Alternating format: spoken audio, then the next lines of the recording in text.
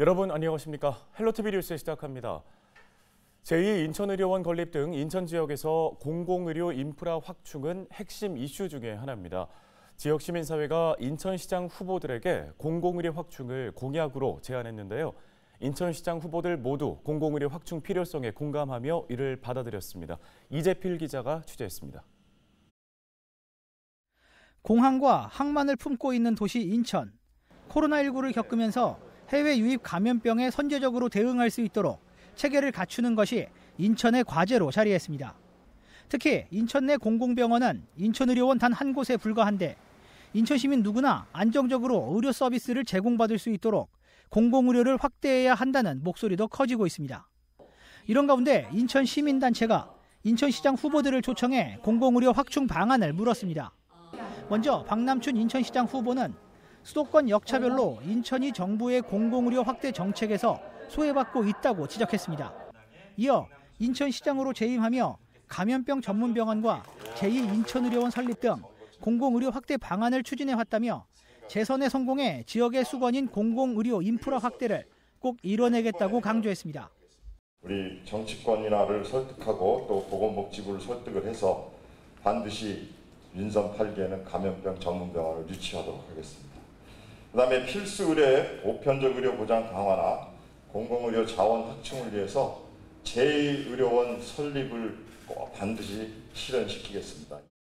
유정복 인천시장 후보는 제2인천의료원 설립 등 지역의 공공의료 확대는 지역 정치권이 모두 공통적으로 갖고 가야 할 과제라며 지금은 목표가 아니라 실천이 중요한 시기라고 강조했습니다. 이어 윤석열 정부가 시작된 만큼 시정을 이끌게 된다면 공공의료 확대가 실현될 수 있도록 모든 정치력을 집중하겠다고 말했습니다. 윤석열 새 정부에서 새 보건복지부 장관과 또 지방정부가 함께 어떻게 효율적으로 이걸 관철시켜 나가느냐, 이게 과제인 겁니다.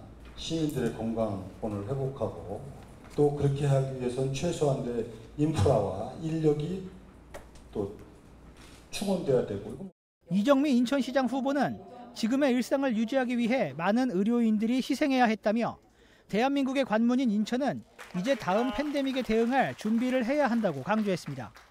이어 누가 인천시장이 되더라도 감염병 전문병원 유치와 제2인천의료원 설립 등 공공의료 인프라 확충을 꼭 이뤄야 한다고 말했습니다.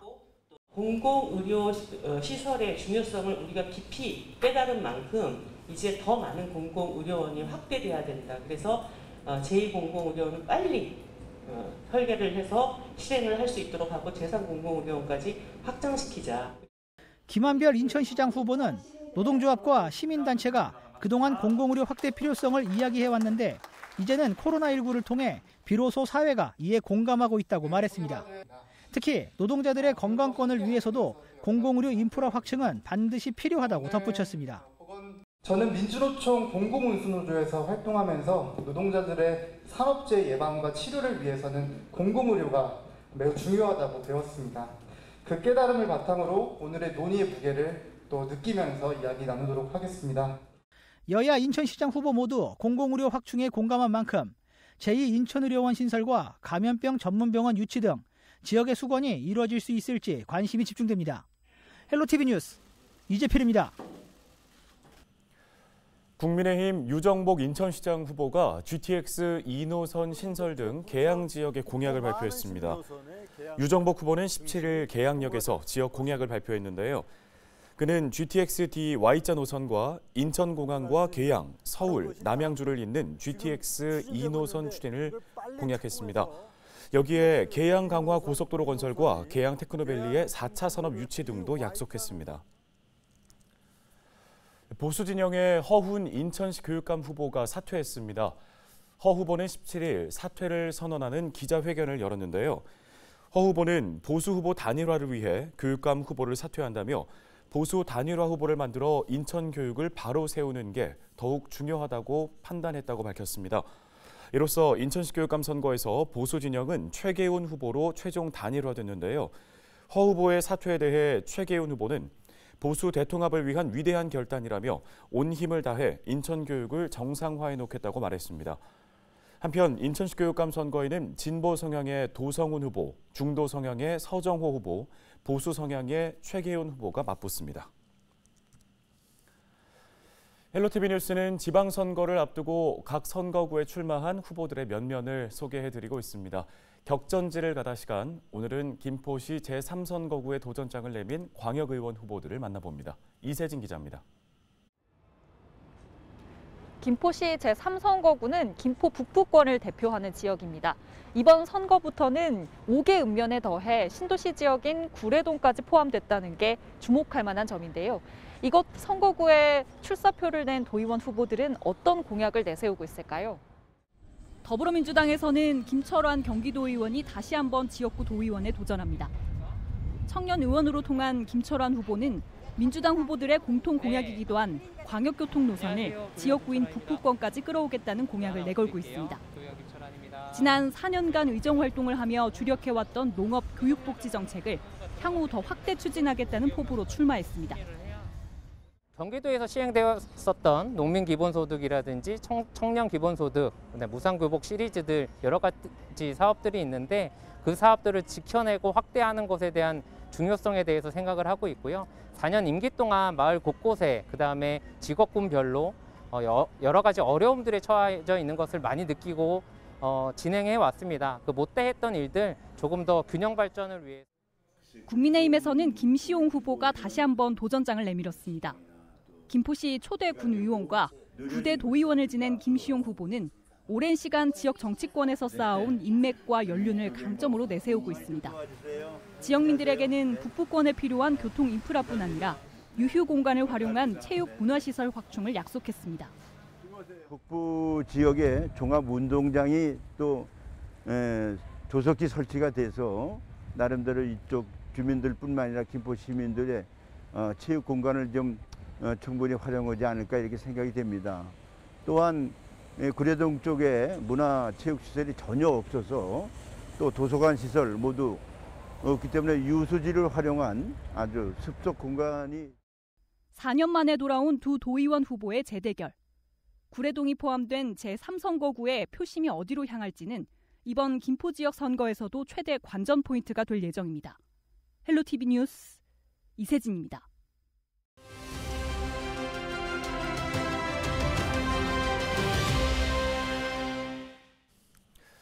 다음 소식입니다. 현재 인천 지역화폐 인천이음의 캐시백 비율은 10%인데요. 인천 지역의 시민단체가 이 캐시백 비율을 낮춰야 한다는 주장을 내놨습니다. 인천평화복지연대 이광호 사무처장 연결해서 관련 이야기 들어보도록 하겠습니다. 자, 사무처장님, 인천 이음의 캐시백을 낮춰야 한다고 주장하셨는데 먼저 그 이유부터 좀 들어볼까요? 이제 코로나 시기가 끝나가니까 이제 이전 시기로 이제 안정화돼야 된다 이런 이야기들이 있어요. 지금 이제 캐시백은 한 10% 정도 이제 고캐시백으로 이제 적용을 하고 있는데 이 10%를 유지하기 위해서는 이제 정부 예산 지원이 필수적이거든요.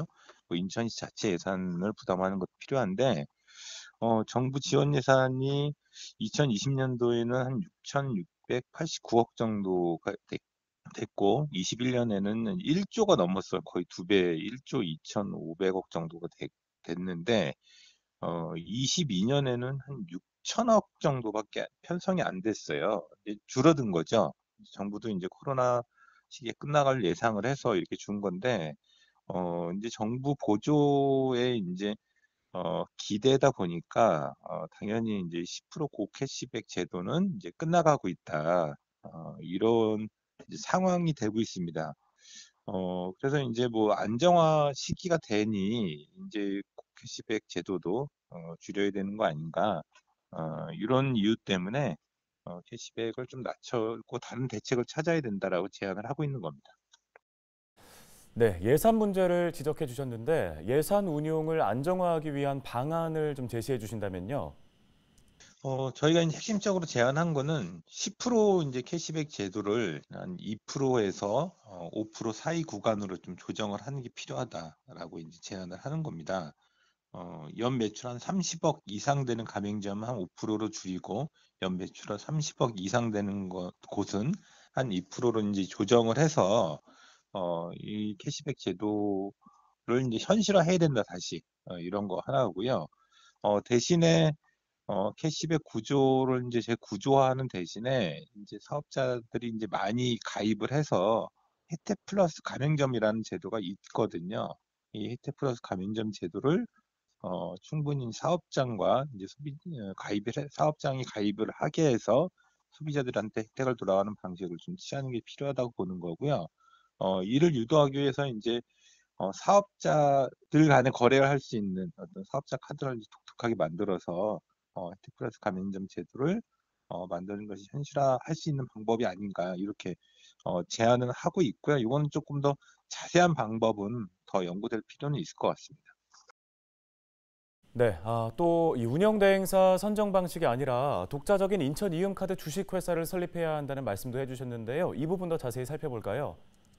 예, 인천시는 올해 이제 하반기에 공모해서 운영 대행사를 다시 찾겠다 이렇게 얘기를 하고 있는데, 이거 적정한 방법인지에 대한 이제 재검토가 좀 필요하지 않을까 생각이 드는 겁니다.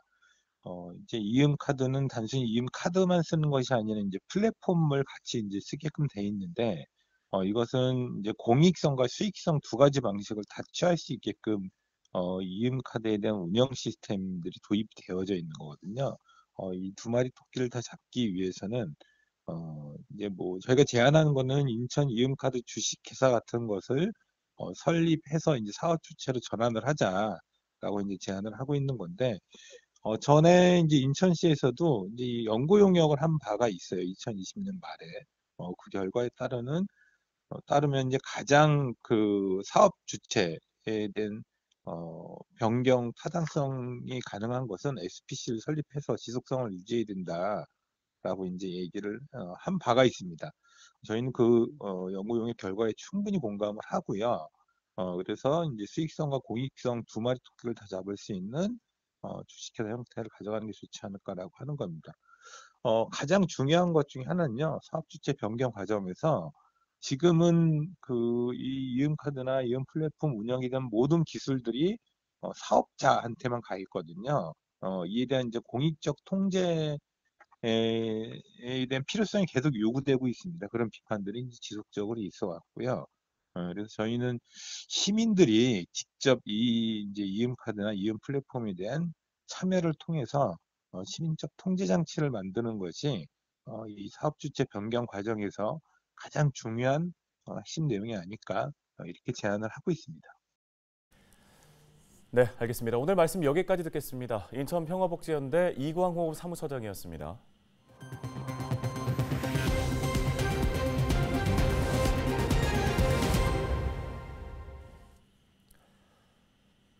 계양구 리틀야구단 선수 2명이 인천 대표팀 선수로 발탁됐습니다.